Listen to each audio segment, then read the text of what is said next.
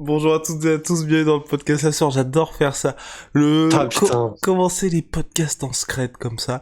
On va parler aujourd'hui de la victoire de The Mountain, la montagne, dans Ouais. Game of Thrones, qui est également un strongman de renom, champion du monde de strongman en 2018, et sinon, à chaque fois, sur le podium, je crois, au cours des 5 dernières années, recordman de deadlift à plus de 500 kilos. On parle bien évidemment de Thor Bjornsson. Russ va vous en parler, qui a affronté Devon Larratt, quelqu'un que Rust apprécie particulièrement, il va vous dire pourquoi, et je pense que vous allez être convaincus, donc il y a une légende, sinon le GOAT absolu du bras de fer. N'oubliez pas, Road to 100 G's, plus que jamais, c'est l'actualité, donc un petit pouce bleu, un petit abonnement, ça nous aide énormément. Rust, on lance le générique ? Ouais. Et je tiens quand même à dire que le GOAT du bras de fer, il fait partie, mais le GOAT, le vrai GOAT, c'est John Brzenk. Il faut le dire. Alright, Mais alright, Devon alright. Larratt est juste en dessous. Allez, c'est parti. Soit.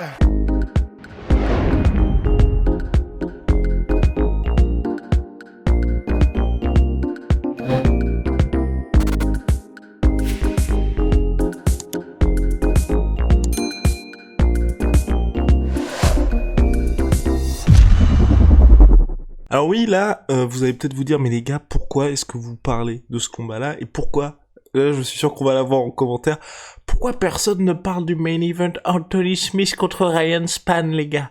Bon, parce que c'était un peu couru d'avance qu'Anthony Smith allait s'imposer contre Ryan Spann, il n'y a pas du tout la même expérience, pas du tout le même Mais calibre il a d'adversaire. magnifiquement géré.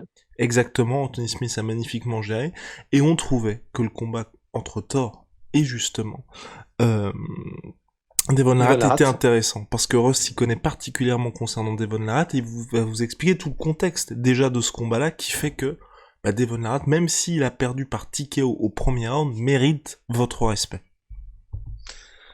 Et en fait, et on pourra parler, histoire de vraiment satisfaire ceux qui voulaient aussi, pour parler du UFC, on pourra en parler un peu à la fin de ce podcast, mais en fait, la raison pour laquelle vraiment je trouve que ce combat-là est fascinant et honnêtement, il m'a donné des émotions comme j'en avais pas eu depuis très longtemps. Mais c'est dû à Devon Larratt en fait.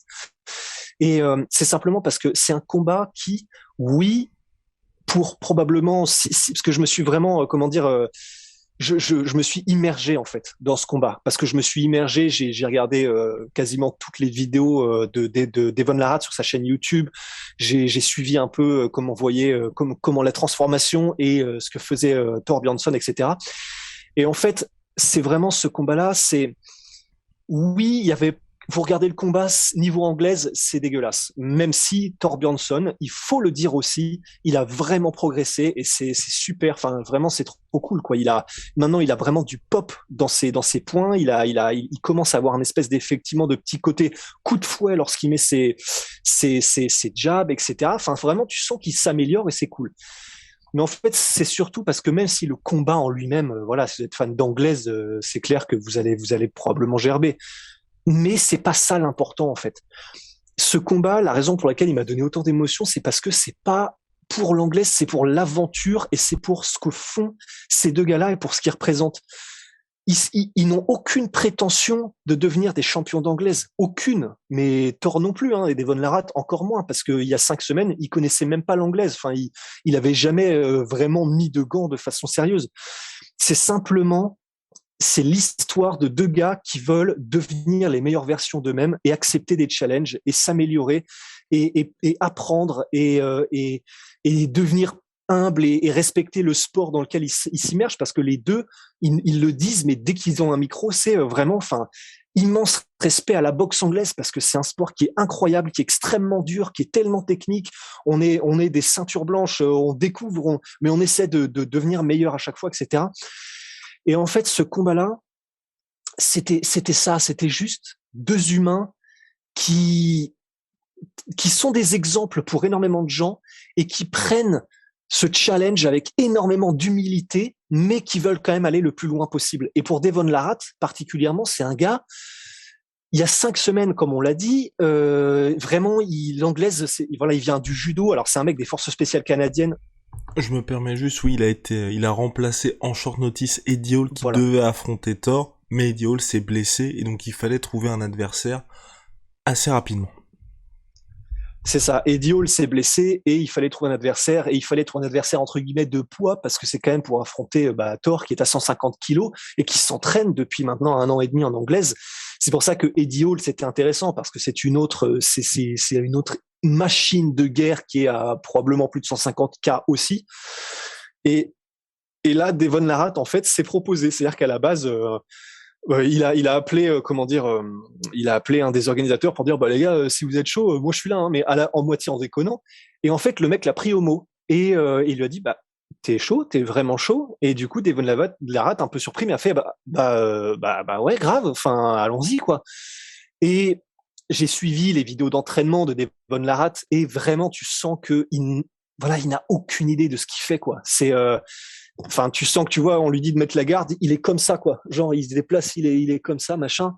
Il sait pas envoyer, mais il y a rien de plus beau et qui provoque autant d'émotions que la bravoure comme ça et que le courage comme ça et que des mecs qui représentent quelque chose d'au-delà d'eux-mêmes. Et déjà, premièrement, Devon Larratt, 5 semaines, et pendant les 5 semaines, il a été s'entraîner à Tristar chez Firas Zahabi. Mais vraiment, mais c'est tous les gens qui le croisent disent ce mec-là, il est juste extraordinaire. Il a 46 ans, 47, je crois maintenant. C'est un ancien mec des forces spéciales canadiennes qui est connu pour avoir un mental mais inimaginable. À 120 kilos, le mec, il fait des triathlons, il fait des trucs comme ça. Il a fait 7 tours en Afghanistan et il a vécu des trucs dont probablement il veut pas parler au grand public. Et d'ailleurs, ça a donné lieu pendant le face-à-face. Tu sais, ils ont fait un petit face-à-face, une interview avant le combat avec Thor. Et il y a eu un moment très intéressant où Thor a dit je pense que ça va être une nuit très compliquée pour Devon. Et en fait, là, tu pouvais sentir, vous pouvez aller voir le face-à-face, Devon était à moitié triggered, en fait. Alors, il a pas du tout pété un câble ni rien, parce que c'est quelqu'un d'extrêmement contrôlé, et puis de fondamentalement bon et gentil. Donc, il a pas fait le mec, tu vois. Mais il a quand même, tu sentais qu'il était comme ça, un peu, en mode un peu triggered, et qu'il a fait, et du coup, il a dit à Hafthor, mais dis-moi, Hafthor, c'est quoi la nuit la plus dure que t'aies jamais connue, toi? Et en gros, là, ça se diffuse un peu parce qu'en fait, Thor connaît l'histoire de Devon Larratt et il sait que le mec a été faire des tours en Afghanistan, etc. et probablement dans des conditions ultra hardcore. Enfin, c'est en mode ultra nightmare, quoi, ce qu'a fait Devon Larratt apparemment là-bas. Et du coup, il commence à diffuser un peu le truc et Thor en mode oh non, mais c'est bon, c'était des trucs personnels, etc. Mais ce qui est probablement vrai. Mais tu sentais et il y a ce côté qui est fascinant à propos de Devon Larratt, il est incroyablement inspirant, mais en même temps, c'est vraiment un pur badass, en fait. Il a tous ces côtés-là qui font que je vous conseille vraiment d'aller essayer de le découvrir. Parce que il est extrêmement gentil, il est humble, il est capable, et t'inquiète, je vais essayer de pas monologuer trop longtemps, vraiment. Et pas du tout, mon cher Ross, c'est parfait. Je pense que là, les gens, c'est vraiment important parce qu'ils se rendent compte aussi de pourquoi on fait cette vidéo-là et que c'est pas juste pour un freak show et les gens peuvent peut-être se dire, ah, ben dans 2 semaines, il y a un youtubeur qui affronte un gars, pourquoi vous allez faire ça? Non, là, ce qui est vraiment intéressant, c'est que c'est 2 athlètes de très très haut niveau qui essayent de se dépasser encore plus en allant dans un autre challenge. Et du coup, là, je pense que les gens se rendent compte aussi de pourquoi ça nous a intéressés. Ouais, et puis et ces 2 athlètes de très haut niveau qui vont dans un autre sport et 2 humains extraordinaires. Et c'est vraiment pour ça. Et pour beaucoup de gens qui ont suivi ce combat, c'était ça en fait. Pour beaucoup de gens, il n'y avait pas vraiment ce côté on regarde parce qu'il va se passer des dingueries, parce que c'est des athlètes. Non, ils savent que niveau anglaise, ça va être un peu claqué. Mais ils regardent juste parce que c'est 2 humains extraordinaires. Et des humains extraordinaires dans tous les sens du terme, dans le sens une force mentale pour les 2 juste hallucinante, mais des gens fondamentalement bons aussi et qui font tout pour juste s'améliorer et devenir les meilleurs humains possibles. Enfin, Devon Larratt, si vous allez regarder, il fait des podcasts et il est très ouvert sur sa vie de famille aussi, parce que justement, il sait que ça peut inspirer des gens, etc. Et il a envie de montrer certains trucs à propos de sa vie et il en est fier. Et quand tu vois sa relation avec ses enfants, sa relation qu'il a avec sa femme, enfin c'est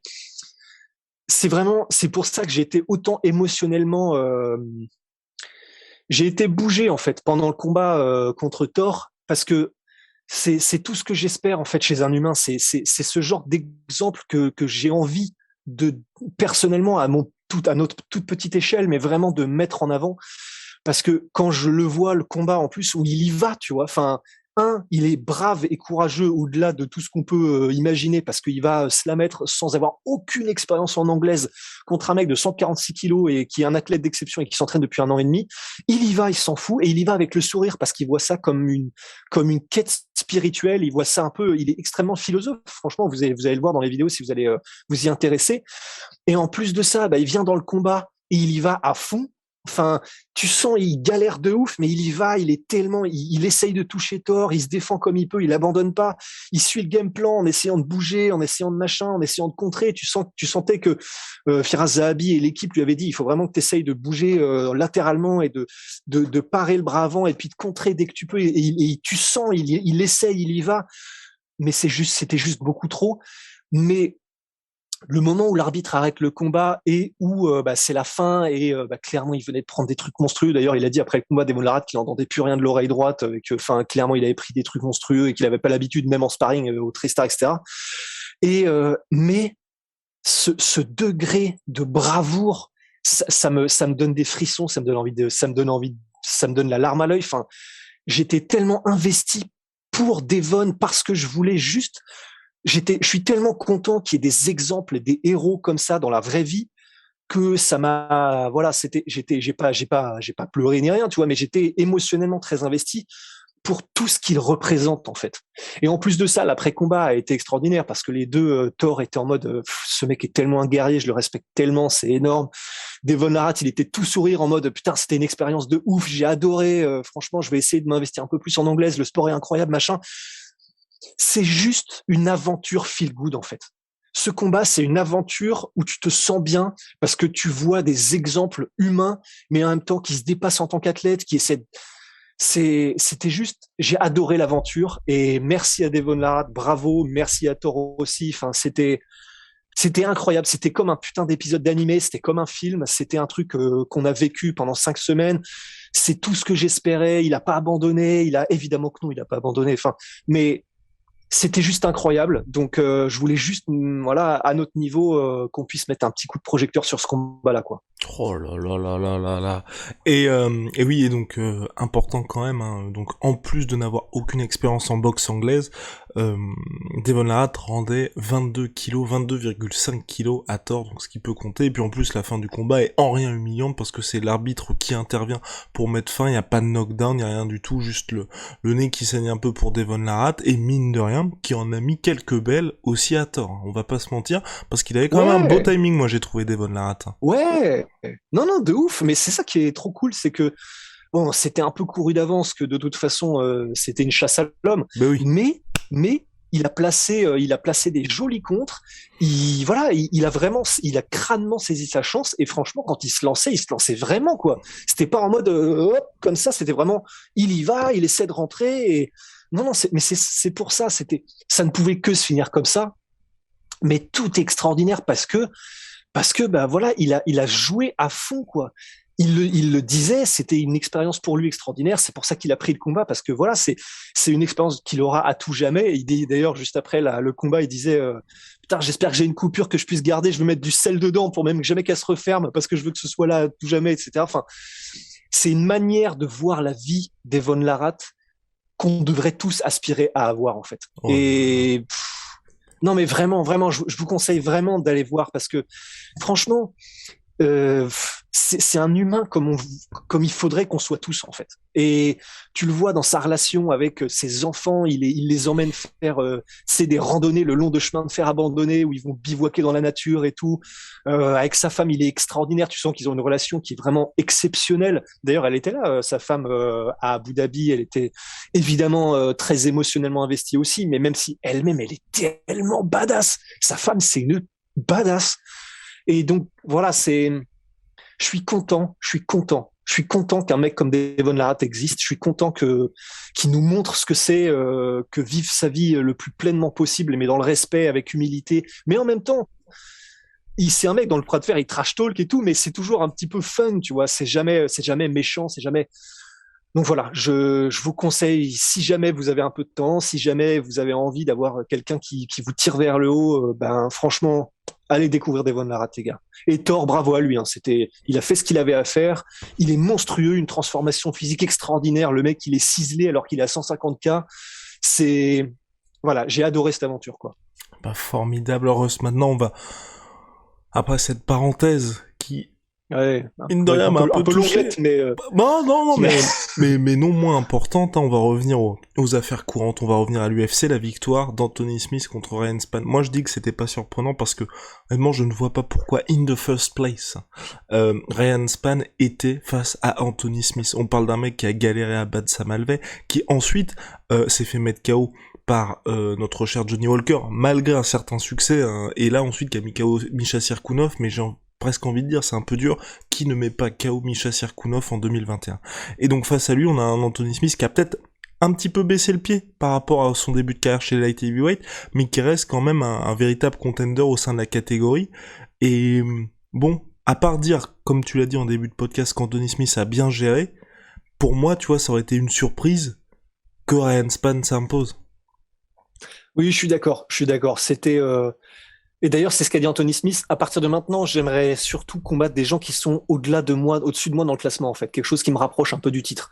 Donc, Anthony Smith lui-même, le premier, était probablement en mode, bon, ok, le combat contre Ryan Spann, mais maintenant, avançons. Mais c'est vrai que néanmoins, le combat était vraiment intéressant. En fait, j'aime beaucoup voir combattre Anthony Smith parce que sous pas mal d'aspects, il me rappelle un petit peu. Alors attention, attendez, hein. Mais Dustin Poirier, attendez. Mais dans le sens, quelqu'un qui est en début de carrière était extrêmement, tu sais, Chien fou. généreux mais presque chaotique. Ouais, Mhm. voilà, presque chien fou, etc. Extrêmement talentueux, mais qui kiffe la bagarre, etc. Et du coup, il en gagne, il en perd. Et bon, Dustin Poirier, il en perdait pas beaucoup, mais vous voyez ce que je veux dire. Et et là, Anthony Smith était comme ça en début de carrière. Et en fait, maintenant, j'adore le regarder combattre parce que il est beaucoup plus posé et il est expérimenté au point où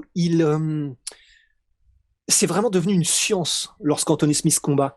Tout est calculé, mais c'est pourtant, attention, hein, il va au finish, hein, mais tout est calculé. Il a un incroyable, il a un très bon fight IQ, il se déplace bien, des feintes, il observe l'adversaire pour faire des trucs en fonction de ses réactions, un arsenal vraiment complet. Debout, il commence à vraiment, parce que ça a toujours été un petit peu là où ça pêchait, même s'il était de bon niveau, mais debout, il commençait à trouver son rythme aussi, il commence à avoir comment dire, à vraiment pouvoir déployer un peu plus d'armes. Au sol, bon bah il est toujours aussi bon, mais c'est surtout en fait ce que j'adore, c'est juste voir un combattant complet, expérimenté et qui approche des combats genre calmement, mais efficacement. Enfin vraiment c'est un plaisir de voir Anthony Smith combattre. Et même si c'était attendu qu'il batte Ryan Spann et qu'il l'a fait, ben j'adore voir Anthony Smith combattre parce que c'est juste beau quoi. Enfin c'est en plus tu sais c'est vraiment le besogneux Anthony Smith. C'est pas un mec qui a les facilités athlétiques d'un bah tu vois tu parlais de Johnny Walker, on peut même parler de lui ou même n'importe qui, d'un Anthony Johnson ou enfin d'un Gustafsson même au niveau de la rapidité du jeu de jambes etc. Et pourtant, bah déjà, il a battu Gustafsson, et pourtant, c'est vraiment le besogneux, mais qui, du coup, est obligé de travailler 2 fois plus et d'être vraiment scientifique dans son approche pour arriver à ses fins. Et ça, en plus du fait que bah, il est extrêmement, comment dire, très articulé, très intéressant. Il n'est pas analyste pour rien. Et voilà, c'est vraiment un vétéran très agréable à regarder, Anthony Smith. Et donc, c'était super cool comme combat. Et voilà, quoi. Et voilà, bravo Anthony Smith qui a ensuite call out Alexander Rakic. Je pense que ça sera un petit peu compliqué pour lui au regard du classement Rakic, mais en tout cas c'est bien. Il va vers le haut, vers l'avant, tout simplement, pour notre cher Vers là. Anthony Bon. Smith. Mon cher Russ. 3 victoires d'affilée, quand même, hein. Exactement. Big shout out my sweet pea, my sweet protein. Et je tiens juste à dire que Arman Tsarukyan aussi a eu le prospect de 24 ans arménien qui est un tueur à gages, a eu une nouvelle victoire. C'était juste un peu étonnant parce qu'il a raté un takedown mais magnifiquement. J'ai pas trop compris. Et j'ai pas mais compris non plus le matchmaking pour Tsarukyan. C'est pour ça que je voulais pas tellement en parler. C'est que je trouve qu'il y a un petit côté sur place, comme à un moment donné dans la carrière d'Islam Makhachev pour lui, qui m'embête un petit peu. Ouais, bah je pense que c'est parce que ses victoires avant celle-ci étaient par décision Et on sait que l'UFC, avant de vraiment faire décoller ses prospects, essaye de si c'est que des décisions, ils vont être vraiment plus frileux. Et deuxièmement, en plus, son précédent combat, il avait raté la pesée. Donc en fait, je pense que c'est deux choses qui font que l'UFC est en mode, on va d'abord attendre qui prenne vraiment son envol et qui commence à finir des mecs, et deux, qui soit sûr et certain au niveau weight cut, puis qu'il nous fasse de dinguerie avant de vraiment le mettre, le lever, quoi. Mais là, vu que c'est un finish, vu que c'était encore une fois spectaculaire et qu'il a fait la pesée correctement, je pense que ça peut être le début de la vraie marche en avant pour Tsarukyan. Bah, let's hope. Allez, mon cher. Better hope. You better hope. À très vite pour de nouvelles aventures. Make sure that my sweet pea, my sweet protein, vous le savez, Venom, sponsor de l'UFC, sponsor de la sueur. On se retrouve très rapidement pour de nouvelles aventures. Allez, see ya, Big Rusty. See ya.